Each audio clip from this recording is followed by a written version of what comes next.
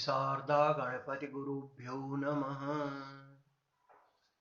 सूर्य सिद्धांत भूगोलाध्याय श्लोक संख्या 78-79 में दिवसाब्दा दीनाम पतय अर्थात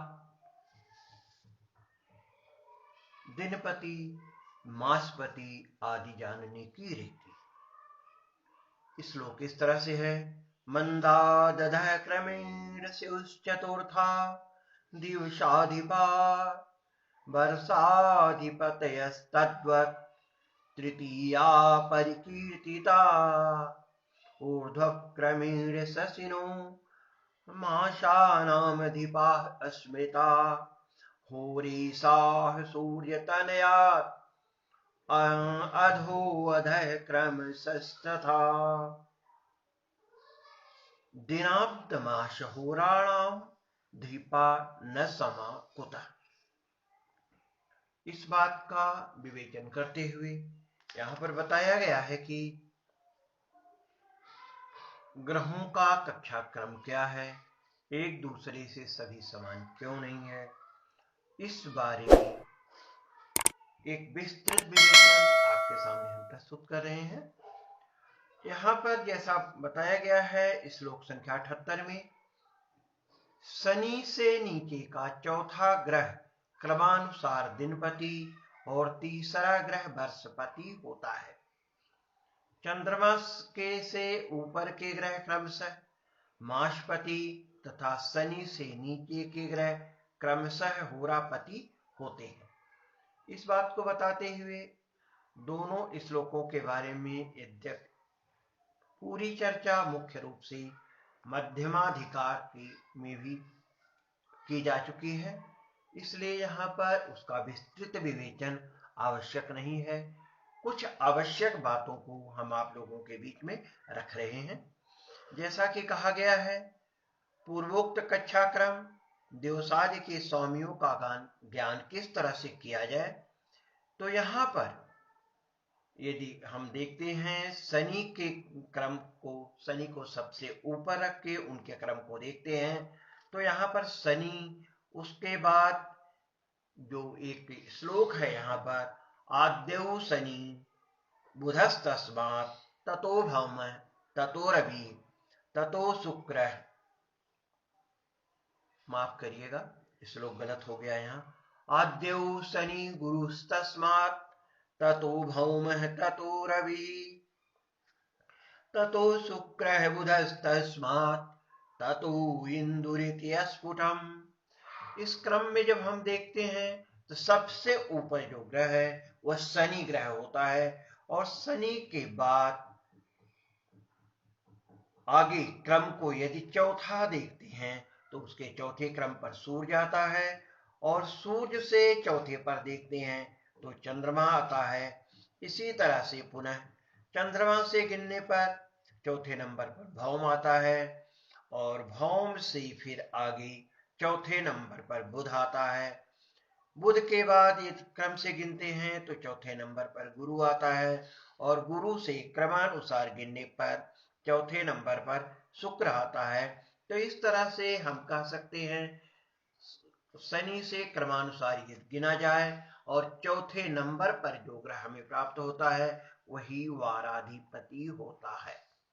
इसी तरह से वर्षेश का ज्ञान करने का जो क्रम है, शनि से तीसरा ग्रह वर्षेश होता है। सबसे ऊपर की कक्षा शनि की है। शनि के क्रम से जब हम गिनते हैं तो प्रथम नंबर पर शनि, दूसरे नंबर पर बृहस्पति और तीसरे नंबर पर भौम आता है। यही क्रम आगे फिर से चलता हुआ भौम से फिर गिनने पर तीसरे नंबर पर शुक्र आएगा, फिर शुक्र से आगे गिनने पर तीसरे नंबर पर चंद्रमा आएगा, और इसी तरह से हम वर्षेश का ज्ञान कर सकते हैं। चंद्रमा से ऊर्ध्व क्रम में मासेश, शनि से नीचे की ओर क्रमशः होरेश, जैसे प्रथम मास का स्वामी चंद्रमा और द्वितीय मास का स्वामी बुध।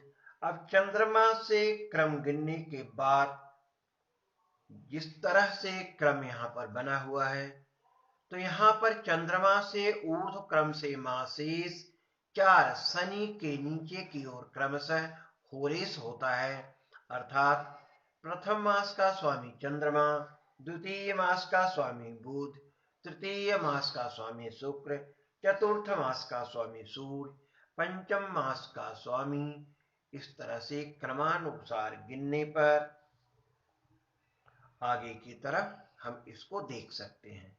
ऐसे ही होरा के स्वामियों की जानकारी करने के लिए प्रथम होरा का स्वामी शनि, द्वितीय होरा का स्वामी बृहस्पति, तृतीय होरा का स्वामी भौम और चतुर्थ होरा का स्वामी सूर्य होता है। तो इस तरह से हम वाशराधिपति, वर्षेस और साथ में मासेस तथा होरेस की जानकारी प्राप्त कर सकते हैं। इस क्रम को बताते हुए जैसा कि शास्त्रकार ने यहाँ पर लिखा है, मंदात, मंदात अर्थात शनैश्चरात, अधः क्रमेण अर्थात अधो अधः कक्षा क्रमेण चतुर्थाः ग्रहाः दिवसाधिपाः अर्थात वारिसाः भवन्ति। शनि गुरु कुज शुक्र, कुज सूर्य शुक्र बुध चंद्रमा अधोअधः कक्षस्थाः सप्तग्रहाः सन्ति। तत्र शनिनारभ्य चतुर्थो ग्रहो वारेशो भवति, यथा यदि प्रथमो वारेशः शनिस्तदा तस्माद् अधः चतुर्थो रविस्ततोऽपि चतुर्थश्चन्द्रस्ततश्चतुर्थो भौमस्ततो बुधस्ततो गुरुस्ततः शुक्र इति वारेश व्यवस्था भवति। अतएव शनि, रवि, चंद्र, कुज, बुध, गुरु, शुक्राः क्रमेण वारेश भवन्ति। तद्वत् मंदादधः क्रमेण तृतीय कक्षस्था ग्रहा वर्षाधिपतयः वर्षेश्वरः प्राचीन आचारैः प्रकीर्तिता। प्रथमो वर्षेशः शनिश्चेत्तदा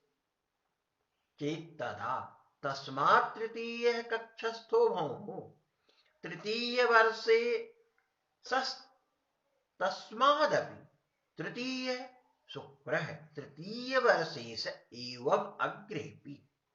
एतेन पूर्ववर्षेशाद् अग्रिमाद् अग्रिमवर्षेषु वारक्रमेण चतुर्थ यथा शनि, भौमः, शुक्रः, चन्द्रः, गुरुः इत्यादयः।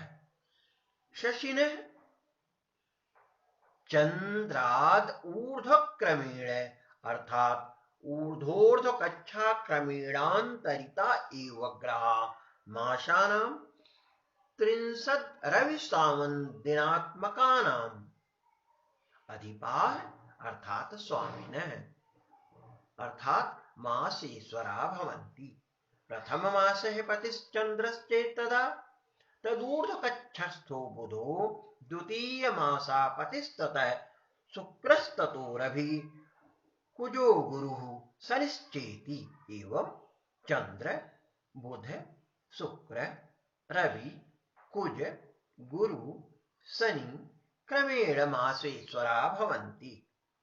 अथ च सूर्यतनयात् शनैश्चरात् अधो अधः क्रमशः कक्षाक्रमागता इव ग्रहाः होरेशाः अर्थात होराणाम् अहोरात्रस्य तुल्य 24 खण्डानामाधिपाः भवन्ति। यदि प्रथम होरापतिः शनिस्तदा द्वितीयस्तस्माद् अधो गुरुरहोरेशः ततो अधो भौमस्तृतीय होरेशः। एवं क्रमेण शनि, गुरु, कुज, रवि, शुक्र, बुध, चंद्रा होरेशा भवन्ति। उपपत्ति अस्मिन् एव प्रकारेण वर्तते यत् ज्योतिषं किल कालात्मकं शास्त्रम्। जगतां जगत्कादिक्रियाकलापस्य शुभाशुभफलानि कालादिगतानि भवन्ति। तस्य कालस्य होरा दिन मास वर्षादयो अवयवाः सन्ति तेषु होरा सार्धदिनाधिका इत्युक्ते सार्धघटिद्वयप्रमाणा अहोरात्रे चतुर्विंशतिमिता होरा भवन्ति।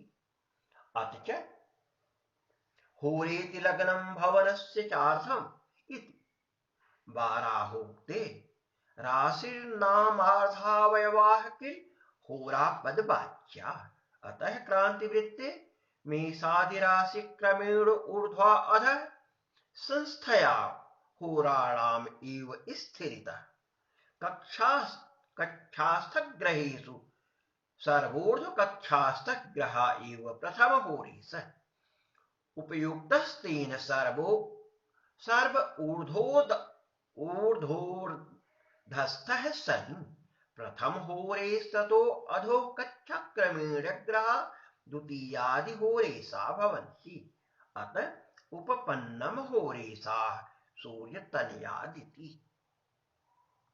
अथ प्रतिदिनं चतुर्विंशतिसंख्यका होरा भवन्ति तेषु होरेशा ग्रहा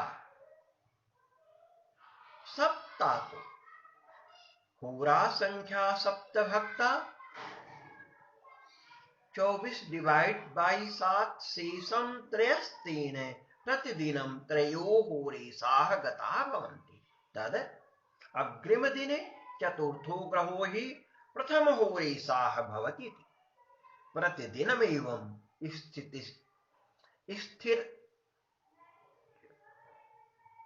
स्थितिरतश्चतुर्थो ग्रहाः प्रथमाधिकारवशात् दिनपतिरपि भवतीत्यतः चतुर्था दिवसाधिपा इत्युपपद्यते। अथ यथा वारेश विचारः यः प्रथमहोरेशः स एव वारेशः तथैव वर्षेश विचारेऽपि वर्षारंभदिने जो वारेशः स एव वर्षेशोऽपि।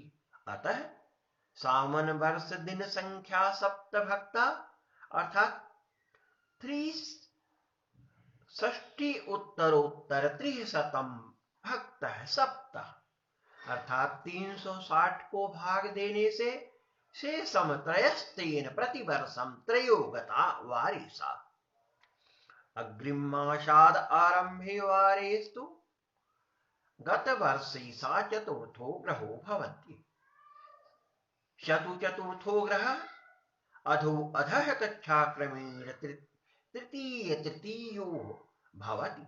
अतो वर्षाधिपतयस्तद्वत् तृतीयाः इत्युपपन्नं भवति।